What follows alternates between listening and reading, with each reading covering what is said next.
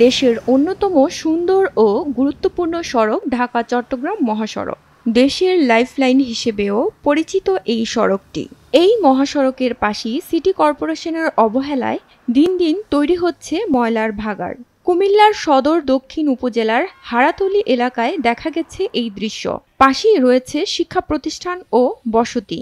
ময়লার দুর্গন্ধে প্রতিনিয়তই কষ্ট পাচ্ছে সাধারণ ছাত্র ও এলাকার সাধারণ মানুষ। আগামী দিনে যারা নেতৃত্ব দিবে তারা যদি এই ধরনের ডাস্টবিন দেখে, এই ডাস্টবিন দেখে তো আসলে শিক্ষার কার্যক্রমকে সম্প্রসারিত করতে পারবে না।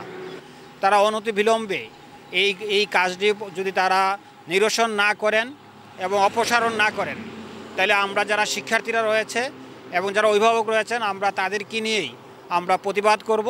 আমরা আশা করি যে এটা খুব দ্রুত আপনারা পদক্ষেপ নেবেন এবং যাতে খুব অচিরে এই ডাস্টবিন এখান থেকে নিক্ষেপ করা হয় এবং এখান থেকে সরে নেওয়া হয়। গত 1-2 বছর আগে ছিল না, কিন্তু এই ভাগাড়টা দিন দিন অনেক বড় হচ্ছে এবং ময়লার দুর্গন্ধ এত বেশি হচ্ছে যে এই শিক্ষা প্রতিষ্ঠানের স্বাভাবিক শিক্ষা কার্যক্রম পরিচালনা করা অনেক কঠিন হয়ে যাচ্ছে। আমি একজন শিক্ষক হিসেবে বলতেছি, আমরা শিক্ষকরাই সেটা এইটুকু সহ্য করতে পারতেছি না। আর আমাদের বাচ্চারা এই পরিবেশে আসলে তাদেরকে পরিবেশে শিক্ষা দেওয়া, ক্লাস নেওয়া বা তাদের স্বাভাবিক কার্যক্রম করাটা অনেক টাফ ব্যাপার হয়ে যাচ্ছে। আমাদের স্কুলে আজ অনেক মাস ধরে এই ময়লা পালানো হচ্ছে, যার ফলে দিকে আপনার দুর্গন্ধের কারণে আমরা এই পথ ব্যবহার করতে পারতেছি না। এর ফলে আমরা পিচের উঠতে আসতে হয়, এর ফলে আমাদের রিস্ক হয়। তা আমাদের ক্লাসরুমও এরকম হয় যে ক্লাসরুমে যদি আমরা পড়তে বসি তখন দুর্গন্ধের কারণে আমরা পড়তে পারি না। মাস্ক যদি আমরা নাকে দিই তবে আমরা গন্ধের কারণে আমরা পড়তে পারি না।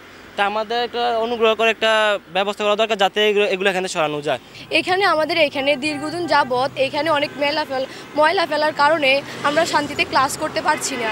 মুখে কাপড় দিয়ে ক্লাস করতে হচ্ছে, তার জন্য আমাদের অনেক অসুবিধা হচ্ছে। তার জন্য আমরা এই রাস্তাটাও ব্যবহার করতে পারছি না, মানুষের অনেক সমস্যা হচ্ছে। তাই আমরা চাই যে এখানের ময়লাগুলো যেন পরিষ্কার করা হয়। আমরা শান্তিমতো ক্লাসে মনোনিবেশ করতে পারছি না। রাস্তার মধ্যে অনেক ময়লা ফেলা হয়, যার কারণে আমরা ভালো করে ক্লাস নিতে পারছি না, যার কারণে আমাদের মাস্ক দিয়ে ক্লাস নিতে হয়। আমি সামনে পরীক্ষা দিব, তো আমি চাই যে পরীক্ষার আগেই এই ময়লাগুলো এখান থেকে সরিয়ে নেওয়া হোক। সড়কের পাশের রেসিডেন্সিয়াল স্কুলের ছাত্র ও শিক্ষকরা জানায়, কিছুদিন আগেও এখানে কোনো ধরনের ময়লা ফেলা হতো না। বর্তমানে ময়লার গন্ধে রাস্তায় চলাচলে বেশ কষ্ট হয়। স্কুলের ক্লাসরুমে পর্যন্ত এই দুর্গন্ধ ছড়িয়ে পড়ে, যা কোমলমতি ছাত্রদের কষ্ট দিচ্ছে।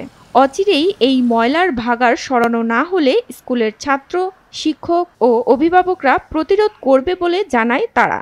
সড়ক ও জনপথ বিভাগের ঊর্ধ্বতন কর্মকর্তা জানায়, সড়কের পাশে এ ধরনের ময়লা ফেলার বিষয়টি দুঃখজনক। সিটি কর্পোরেশনকে বিষয়টি জানানো হয়েছে। আশা করি দ্রুত পদক্ষেপ নেওয়া হবে। ঢাকা-চট্টগ্রাম মহাসড়ক এটা বাংলাদেশের লাইফলাইন বলা হয় এবং পৌরসভা কর্তৃক বিভিন্ন জায়গায় যে ময়লা আবর্জনাগুলো ঢাকা-চট্টগ্রাম মহাসড়কে ফেলানো হচ্ছে, এটা অত্যন্ত দুঃখজনক। আমরা পৌরসভাকে মৌখিকভাবে আমরা অনুরোধ করেছি যাতে তারা মহাসড়কের পাশে ময়লা আবর্জনা না ফেলে, যাত্রী সাধারণের খুব অসুবিধা হয়। পরবর্তীতে সড়ক সংস্কার বা সড়ক নির্মাণের ক্ষেত্রে এটা খুব প্রবলেম হয় এবং রাস্তার সৌন্দর্য নষ্ট করে। আপনি দেখছেন যে আমরা ঢাকা-চট্টগ্রাম মহাসড়কে মিডিয়ানের উপর বিভিন্ন ধরনের ফুল গাছ লাগিয়েছি, যে কারণে সড়কের সৌন্দর্য বর্ধন হয়েছে এবং এইসব ময়লা আবর্জনা থাকার কারণে এই মহাসড়কটা তার সৌন্দর্য হারিয়ে ফেলছে এবং অত্যন্ত দুঃখজনক এবং পৌরসভাকে আমি আরও আপনার মাধ্যমে রিকোয়েস্ট করব যে তারা যাতে এটা ফেলানো বন্ধ করে দেয় এবং তারা যাতে নির্দিষ্ট জায়গা বের করে যেতে পৌরসভা ময়লা ফেলানোর জন্য। চট্টগ্রাম মেয়র মহোদয়ের সাথে মৌখিকভাবে বেশ কয়েকবার আলাপ করেছি। এই বিষয়টা নিয়ে আমরা তাদের সাথে বসবো এবং এই বিষয়টা নিয়ে আমরা সড়ক পরিবহন ও মহাসড়ক বিভাগের সাথে এই বিষয়ে আমরা আলাপ আলোচনা করব, তাদেরকে কিভাবে এই বিষয়ে নির্দেশনা দেওয়া যায় এবং কিভাবে ওনাদের এখান থেকে পরিত্রাণ পাবে বা আমরা কিভাবে ওনাদেরকে হেল্প করতে পারি যাতে মহাসড়কের সৌন্দর্য নষ্ট না হয় এবং আমরা চেষ্টা করব মহাসড়কের পাশে যাতে ওনারা আর ময়লা না ফেলে।